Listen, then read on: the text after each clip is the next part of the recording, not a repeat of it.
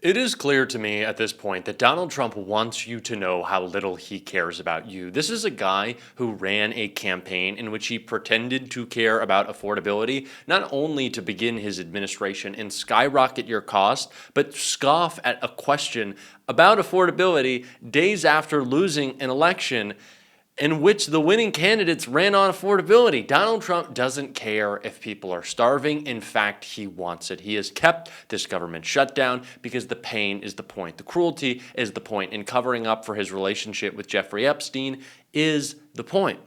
It is the reason Donald Trump was just rushed away after one of the worst posts that he's ever made has completely backfired on him in the middle of a shutdown that he can't win, and he also certainly can't win the narrative around. We are going to get into it all, but before we do, if I could quickly ask you to leave a like on this video, and if you haven't already and you enjoy our channel, to hit that subscribe button because it goes a long way in supporting our work. Now, before we get into the post that Trump made and the instant backlash that he is now facing, I want to start with someone who broke down everything that we need to know about this shutdown, all the latest updates, and why Donald Trump is really hiding away right now. And that's Jasmine Crockett right here. They have her to say she's rep-elect, but there's nothing she can do. She can't log into systems. She barely is in an office, so she can't be opening cases so that once the government opens, that her staff can kind of deal with those things. It is really sad. And here's the other kicker to this, right? Let's say, our speaker decided to grow a spine and actually go ahead and swear in Rep-elect Grijalva. Well, ultimately, that means that we have the 218 signatures that we need for the discharge petition. But since we still aren't in session, it's not like a bill can come to the floor. We have no bills that are hitting the floor anyway. So ultimately, those two things are going to happen at the same time, no matter what. So right now, why don't you at least try to look like you're serious about your job and look like you were doing the work of the people and not look like a petulant child and swear her in? Because at the end of the day, because you've decided to avoid having us in session, we can't take a vote on a bill anyway. Yeah, and the other thing is just bring back Congress into session. I can't figure out, it's very hard to tell because he does these press conferences every day, sort of hits his talking points, says that he hasn't seen anything in the news, blames the Democrats. What the position is, he doesn't want to bring you back from recess because then he has to swear in Grijalva, or he doesn't want to swear in Grijalva because he doesn't want to bring you back to, I don't know.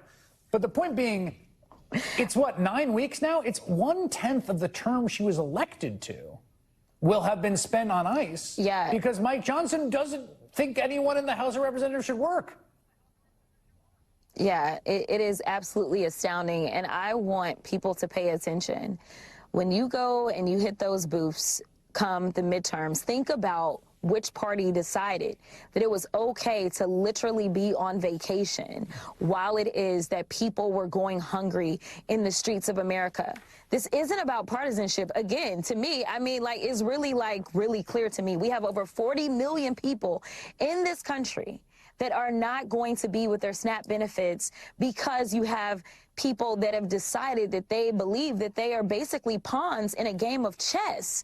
That is not what anyone should want from their elected officials, whether you are a SNAP recipient or otherwise. And the idea that we're still getting paid while we're telling air traffic controllers who are responsible for keeping planes and people safe that they're not getting checks, or while we're looking at TSA, which they tend to be some of our lowest paid federal employees, and tell them, oh, well, just keep showing up to work because if you go get another job, you're going to lose this job while we literally are not working. Make it make sense. And ultimately, I need everybody to just vote in their own best interest. Congresswoman Jasmine Crockett, thank you very much. It is the Epstein shutdown. Let's be real. Donald Trump doesn't want us talking about Jeffrey Epstein. Donald Trump doesn't want Adelita Grijalva sworn in. Donald Trump doesn't want us to do anything but make sure that the government works to give billionaires tax cuts, fund his golf trips, and allow him to grift off his crypto scheme. Donald Trump wants to fundamentally change the way that you view government. That is so much a part of this shutdown, as much as anything else does. Donald Trump wants you to think that the government, one, just doesn't work, and two, does not work for you. That it is about corporate socialism, giving bailouts to AI. Sam Altman is already asking for the government to get involved in propping up a company that is doing irreparable damage to the environment of our country. These data centers sucking up water. Yeah, we give money to billionaires. That's what we do. And that's what Donald Trump wants you to think the government is all about. Billionaires and golf trips, which is why this post backfired. Trump lashes out at Democrats from golf course-bound motorcade amid shutdown chaos. Donald Trump lashed out at Democrats in a social media post sent as his motorcade carried him to his golf course and as the government shutdown caused chaos across the country. Trump has spent several days trying to deny that there is any problem with affordability after he and his party took a shellacking on Election Day, and his administration fights in order to pay SNAP benefits to 42 million Americans during the shutdown. And air travelers have begun to experience delays due to a shutdown-related reduction in flights. The president has been encouraging Republicans in the Senate to end the shutdown by nuking the filibuster, which was the theme of an early morning Truth Social post that also addressed the election bloodbath in its own way. The Democrats are winning and that they are destroying our great miracle economy, which is exactly what they set out to do, terminate the filibuster, Trump wrote. The timestamp on Trump's post coincided with his trip to Trump International Golf Club, according to Pool reports. Trump's golf outing comes hours after the Supreme Court granted a temporary stay of a lower court ruling that ordered the Trump administration to pay recipients of the Supplemental Nutritional Aid Program, SNAP, their full benefits. Let's get this straight. Donald Trump is complaining that Democrats are blowing up his miracle economy, which I really truly don't know what that could be. It's certainly a miracle that he's been able to do as much insider trading as he has. It's certainly a miracle that he's gotten inflation to go back up. It's certainly a miracle that Donald Trump, the guy who talked exclusively about lowering prices, has been so focused on raising them. But Donald Trump spent last night, him and his administration, begging the Supreme Court to help them starve people. So that's how he spent his night. And now he's spending his morning whining on Truth Social and golfing. Does this seem like a person who is committed to making your life better? Absolutely not. Absolutely not. And I'd like to say for the conservatives who are in my replies and my comments, who I see on Twitter, I should really just get on Blue Sky, who I see on Twitter saying, oh, it's terrible. You know, with SNAP, you can buy a box of cookies. You can buy Dijon mustard. I don't want my tax dollars wasted on that. Do you know that we waste about, what is it, $2 billion we're going to have spent on Donald Trump's golf trips? $2 billion? That's what we're spending on Donald Trump's golf trips. And do you know where that money goes, funny enough? Largely to Donald Trump. Do you know why he loves to golf at his own resorts? Because it means he is spending money there. Your money.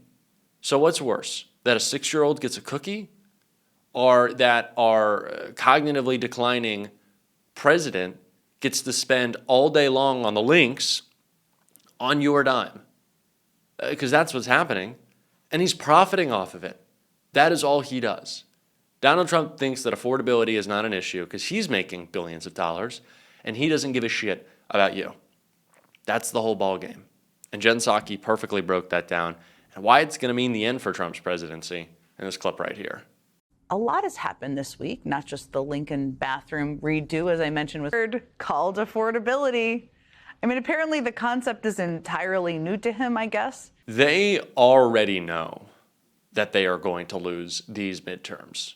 Donald Trump's focus is not on affordability. I know he said that, but I think it's funny that the Republican response to Tuesday was to say Republicans need to message better on affordability. They need to message. The people in charge, they don't need to change course. They need to message better. So believe you me, they're not going to change anything that they do because they don't care. Certainly they're going to change their message. They're going to blame Democrats more. They'll probably start attacking trans people again, even though that didn't work in Virginia. But it's just not a strategy that wants to address policy. That is certainly not what they are going to do. They are going, though, to try to do the thing that Trump has asked for: voter reform, intimidation in big blue cities. Donald Trump wants to send ICE. He wants to send the National Guard. He's going to try to intimidate people. It didn't work in California this go around, but he's going to try. Believe that. He's going to try. And so we have to be ready, we have to be prepared, we got to call it out. We are certainly going to on this show. If you want to support that, as always, you can hit that subscribe button, leave a like on this video. If you stuck around to the end, drop a blue heart in the comments. Keep on fighting, y'all. Don't let them silence you. And until next time, I'll see you soon.